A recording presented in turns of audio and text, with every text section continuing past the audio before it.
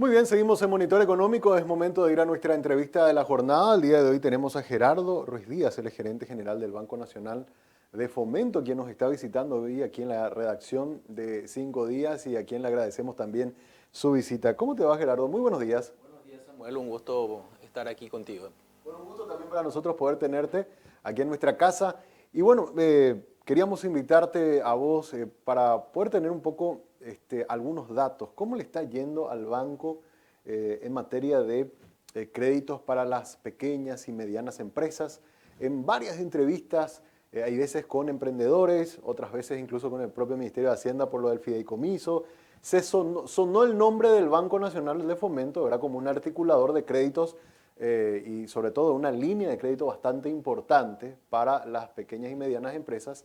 Y bueno, y creímos conveniente poder también tener la voz de ustedes sobre cómo se estaban desarrollando este tipo de productos. Y por eso quería arrancar preguntándote sobre esto, ¿verdad? ¿Cómo están los créditos para las MIPYMES en estas líneas especiales que el Banco Nacional de Fomento está trabajando para poder fondear a esas empresas? Bien, tenemos que separar justamente, Samuel, las dos vertientes de asistencia crediticia que nosotros tenemos para las MIPYMES actualmente.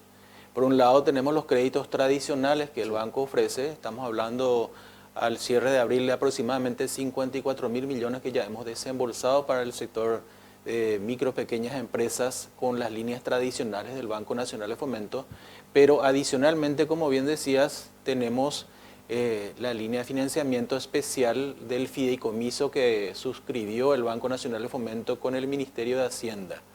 Ahí estamos hablando de créditos que nosotros estamos otorgando conforme a los términos del contrato del fideicomiso suscrito con el Ministerio, y hablamos de condiciones mucho más flexibles que las que rigen para un crédito normal, justamente porque la situación del sector como producto todavía de los efectos de la pandemia hace que muchas no estén hoy en condiciones de calificar para un crédito normal en el sistema bancario. Y ahí estamos hablando ya al día de hoy, desde el inicio del proceso crediticio, de aproximadamente 263 micro, pequeñas y medianas empresas que han accedido a esta línea especial por cerca de 21.000 millones de guaraníes. Estamos hablando de cerca de 3 millones de dólares a un promedio de 50 créditos aprobados por mes. Y también tenemos que tener en cuenta de que esta línea especial está, digamos, dirigida a 5 segmentos especiales. Estamos hablando del sector de gastronomía, eventos, entretenimientos, hotelería y turismo, y también profesionales independientes, formales, cuya actividad esté directa o indirectamente relacionada a la prestación de servicios a estos 5 sectores. O sea, por eso es que también el ritmo de colocación está muy supeditado a las carpetas que se presenten y que tienen que pertenecer a estos 5 segmentos. Claro. Justamente esa era la preocupación, incluso con la gente de ACEP ya habíamos hablado del tema, ¿verdad? De que ellos estaban colaborando con hacer primero un filtro, ¿verdad? Como para que ya les lleguen a ustedes carpetas un poco más, digamos, más alineadas a todo lo que exige este fideicomiso. Y no sé si, Gerardo, tenés información también, nos comentaba también la gente del Ministerio de Hacienda, que a raíz de estas solicitudes de algunos ajustes al contrato, se presentó también ante la Cámara de Diputados un pedido de modificación de la ley que creó justamente este fideicomiso. ¿Tenés información sobre esos ajustes que se están planteando? Bien, hemos tenido justamente hace una semana atrás una reunión, porque las reuniones en realidad entre el Ministerio de Hacienda, el Banco Nacional de Fomento y los representantes de los gremios siempre fueron muy asiduas, justamente para ir afinando los términos de las posibilidades de acceso a esta línea de financiamiento. Y es así como está señalando, han presentado los representantes del Ministerio de Hacienda una propuesta ante el Congreso para la modificación de la ley que dio origen a esta línea de fideicomiso, a los efectos de digamos, posibilitar que otros sectores económicos puedan también acceder, siempre dentro del segmento de las MIPYMES, también puedan acceder a este financiamiento. Eso tengo entendido que está ahora en esferas del Congreso para su Totalmente. análisis correspondiente. Sí. Y en cuanto a lo que tiene que ver con la línea de financiamiento, porque por algunos gremios, sobre todo el sector privado, consideraban que las líneas eran inferiores a lo que ellos necesitaban. No sé si pudieron ver también si se amplían esas líneas de financiamiento también en esa propuesta. Tengo entendido de que la propuesta que ahora se está analizando en el Congreso, por sobre todo, tiene por propósito habilitar a que otros sectores accedan al financiamiento, pero en general los topes de financiamiento se estarían Se mantiene. manteniendo, ¿sí?, en los niveles actuales, porque se ha realizado un adecuado análisis un poco también de atomización de riesgo, porque si bien son créditos que establecen condiciones muy, pero muy accesibles, también la idea es que, por lo menos es lo que hemos escuchado, de que se mantengan los niveles de financiamiento para que, si es que prospera esta propuesta ante el Congreso, la posibilidad de que el monto asignado a la línea pueda alcanzar a la mayor cantidad de beneficiarios.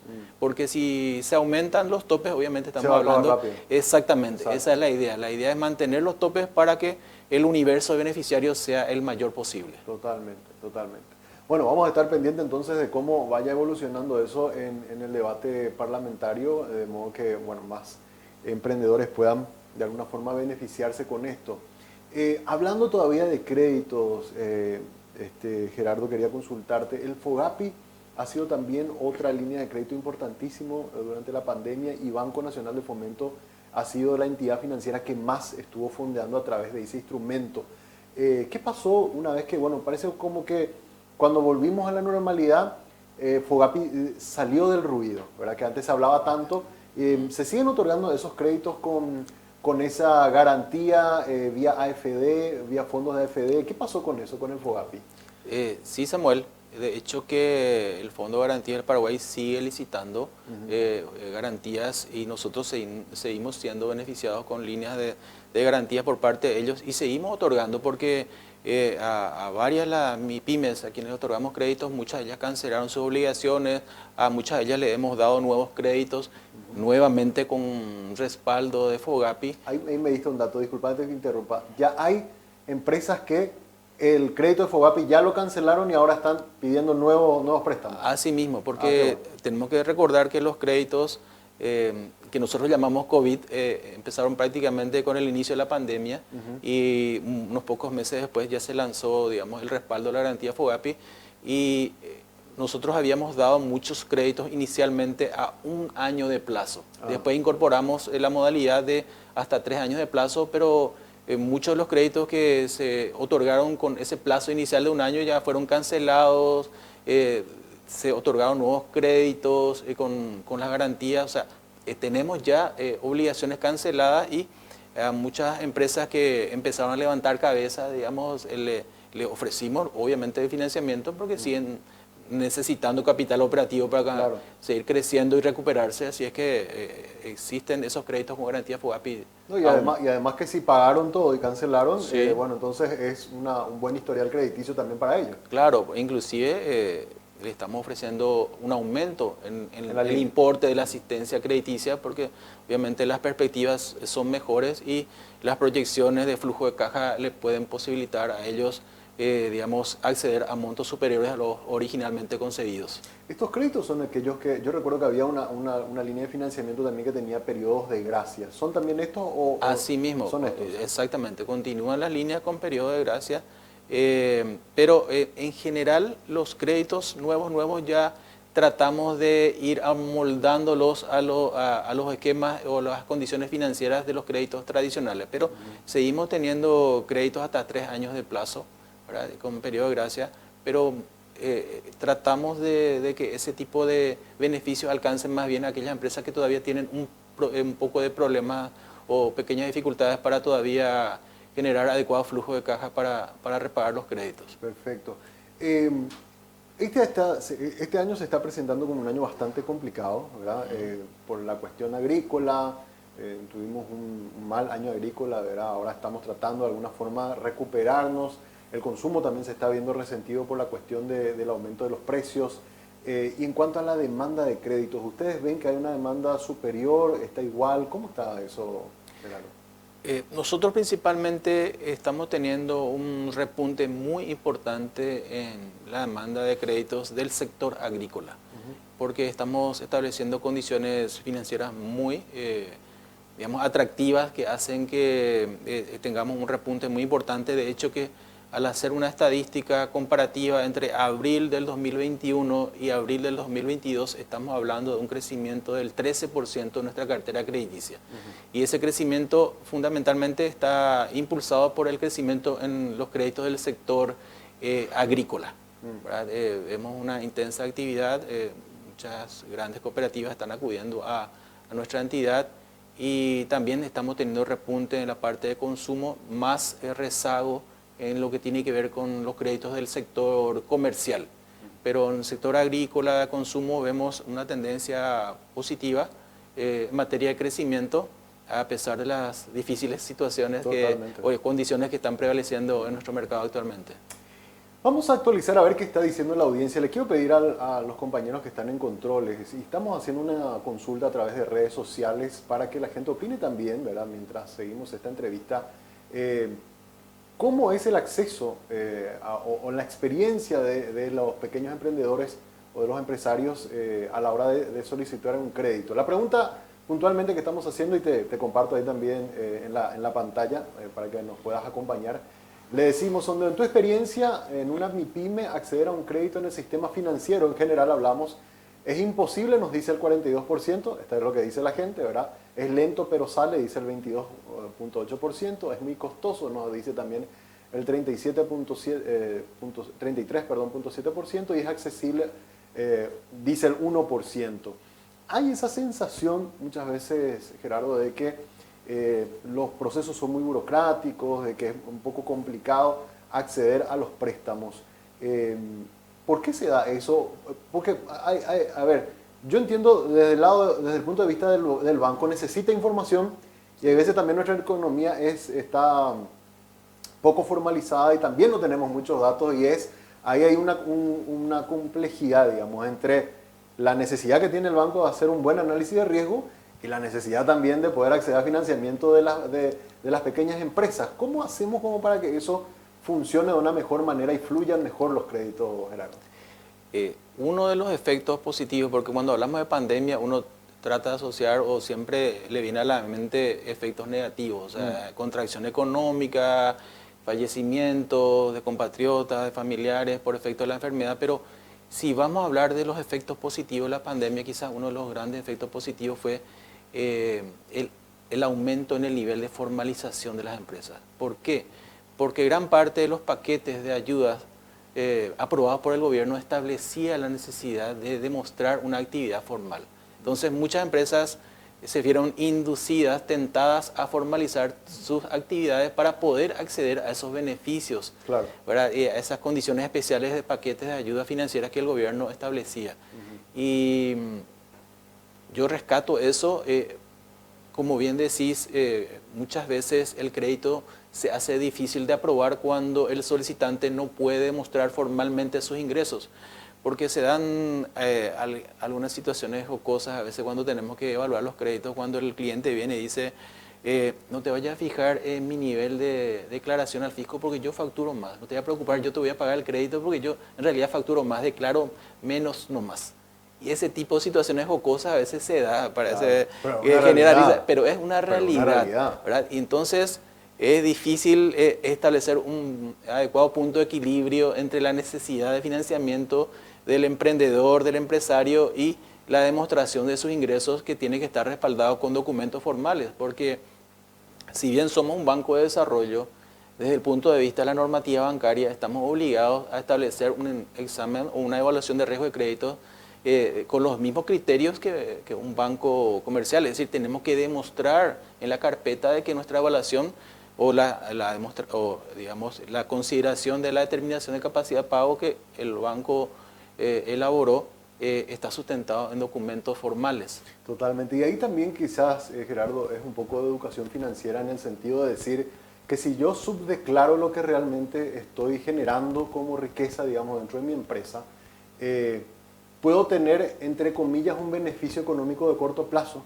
pero si realmente quiero crecer, y quiero invertir y necesito un crédito para abrir una sucursal o para ampliar incluso la capacidad de producción de mi negocio, yo necesito declarar lo que fehacientemente estoy facturando, de modo que al pagar mis impuestos yo pueda después demostrar a una entidad financiera esta es realmente la capacidad de mi empresa, y de esa manera ser pasible de líneas de crédito más altas que me permitan a mí crecer.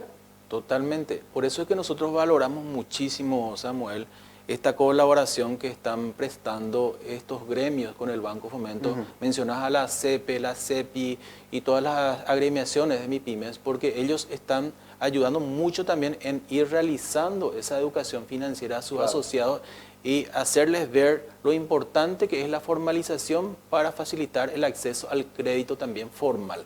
Por eso valoramos muchísimo ese apoyo, porque ellos hacen ese filtro, hacen también actividad de educación financiera, además la actividad de educación financiera que propiamente nosotros hacemos como entidad financiera de desarrollo. Totalmente. Ahora, hablando un poco más a nivel macro sobre el sector financiero, este año también, Gerardo, es un año que, movido un poco por este aumento, esta escalada impresionante que hemos tenido en los precios, el Banco Central se ha visto obligado a hacer lo que están haciendo todos los bancos centrales a nivel global, ¿verdad? Ajustar las tasas de referencia, aumentar el costo del dinero, para de alguna manera, por el lado monetario, tratar de mitigar un poco este impacto de la inflación.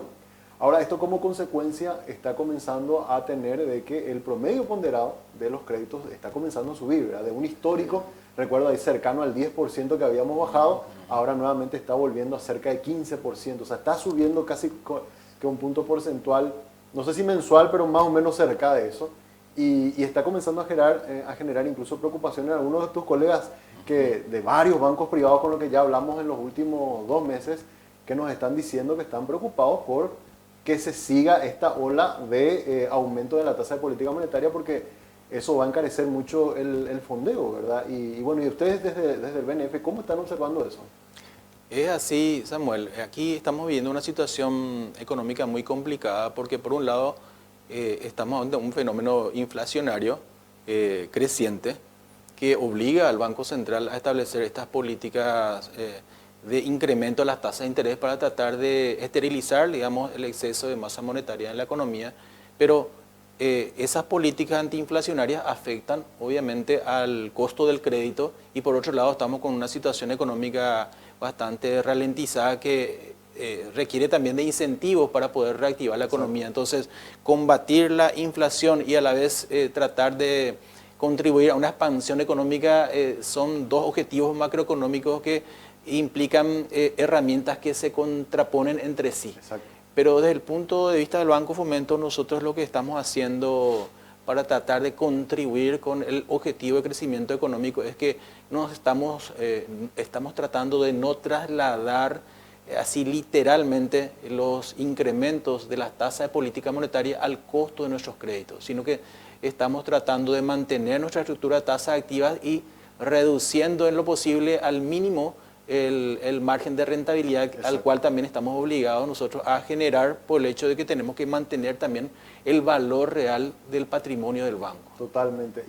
Pero a pesar de eso, a pesar de esa acción que nos estás comentando, en el último boletín del Banco Central hemos visto que, y esto es positivo, el BNF lidera junto con otros bancos, incluso multinacionales, en rentabilidad, ¿verdad? Algo que no veíamos hace mucho tiempo.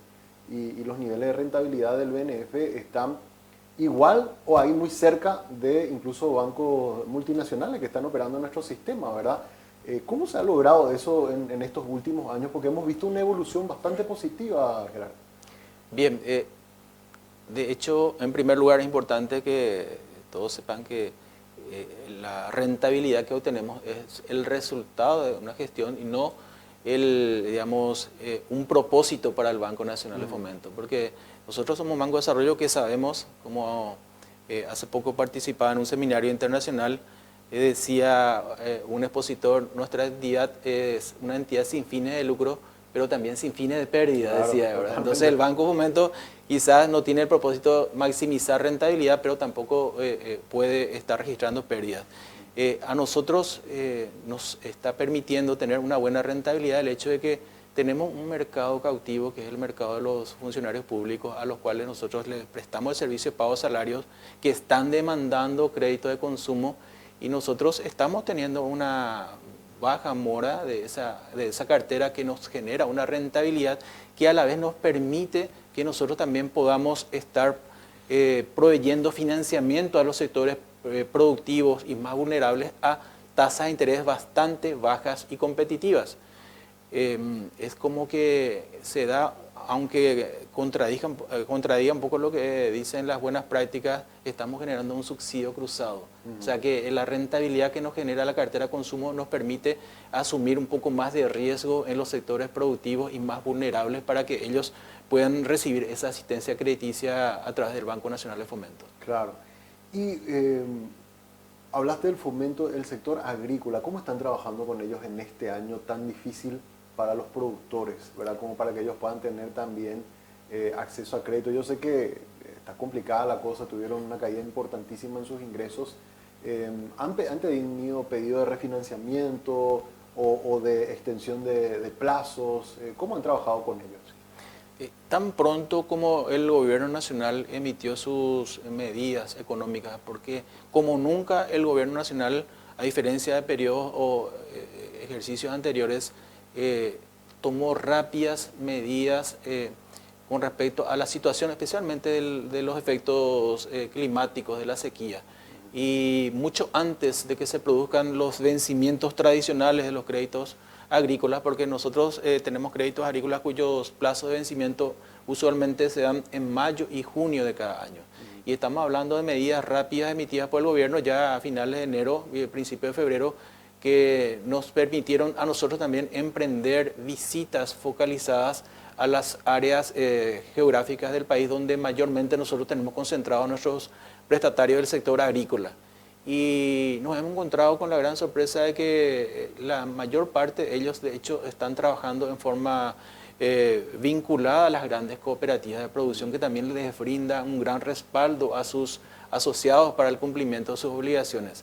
Y es así que de esas visitas nos hemos percatado que en general la mayoría de ellos iban a estar cancelando sus obligaciones y el porcentaje de clientes que estarían acudiendo a las medidas excepcionales emitidas por el BCP no iba a superar el 15% de esos prestatarios.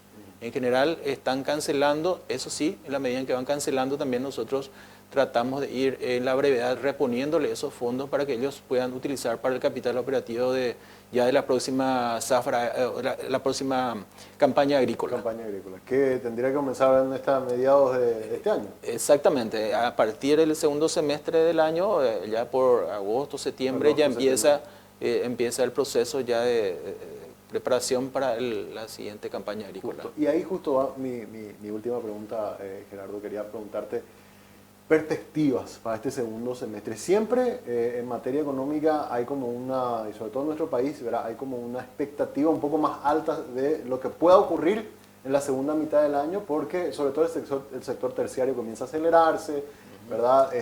Hay como un flujo de dinero que fluye más intensamente. Que también está siendo un año difícil para el sector financiero. ¿Qué es lo que ustedes esperan para este segundo semestre desde el negocio financiero? Sí.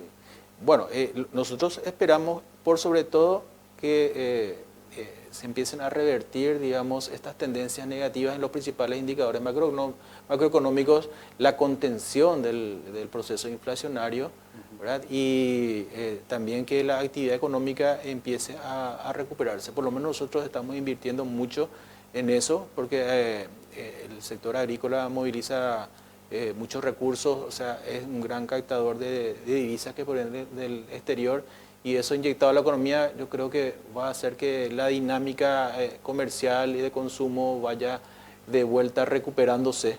Y vamos nosotros, desde la perspectiva de toda la asistencia crediticia que nosotros podamos proveer, vamos a seguir insistiendo mucho a las MIPYMES para su recuperación, porque no hay que olvidar, de acuerdo al Instituto Nacional de Estadística, las MIPYMES concentran el 70% de la mano de obra, y así es que vamos a insistir mucho para que ellos reciban la asistencia que permita su más rápida recuperación. Pero las perspectivas para nosotros son son buenas. Obviamente no podemos hablar de niveles de crecimiento muy importantes, pero sí que por lo menos la tendencia de la actividad económica vaya, digamos, adquiriendo una nueva pendiente hacia arriba, es lo que esperamos para el segundo semestre del año. Claro, porque ese pues, es un mensaje quizás que podríamos dar alentador, pero, realista. Sí. O sea, no es que tampoco vamos a disparar, pero sí esa caída tan profunda que tuvimos, por lo menos hasta el último dato que tuvimos ahora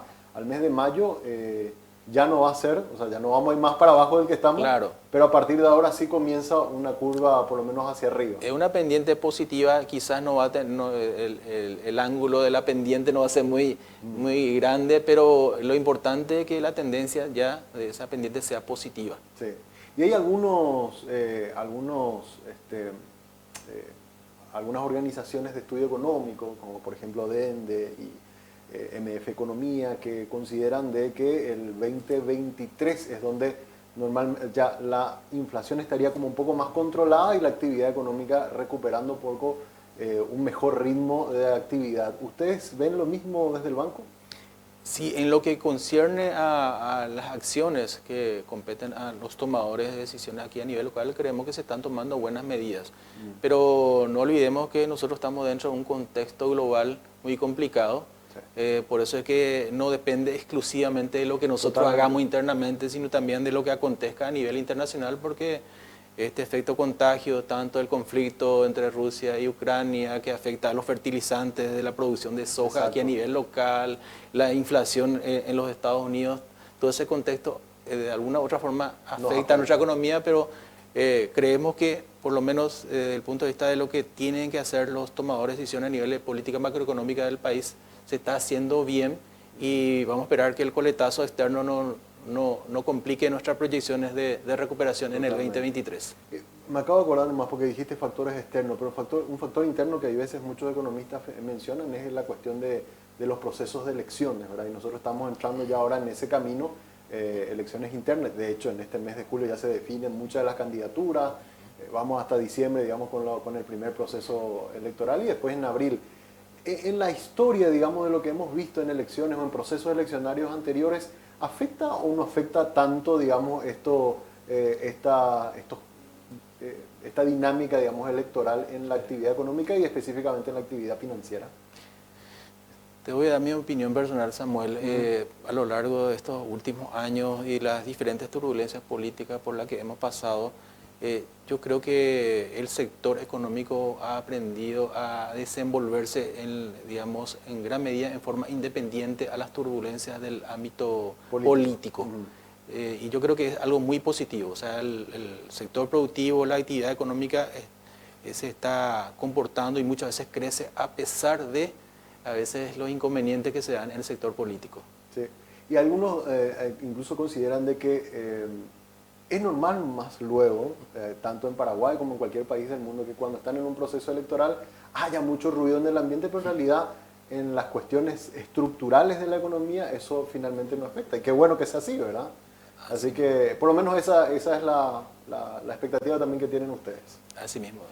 Gerardo, te agradezco mucho tu tiempo, realmente un gusto poder conversar contigo. Gracias. Sobre el tema crediticio, sobre cómo va también la economía nacional. Les deseamos mucho éxito también al banco, gracias, venimos siguiendo bien de cerca todo el trabajo que están haciendo.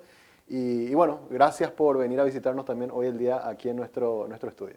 Muchísimas gracias, un placer poder compartir los números y las actividades que está realizando el Banco Nacional de Fomento en pro del desarrollo nacional. Muchas gracias. Gerardo Ruiz Díaz, él es el gerente general del Banco Nacional de Fomento, hoy visitándonos aquí en Monitor Económico. Hacemos una pausa, a la vuelta ya venimos con la parte final del programa.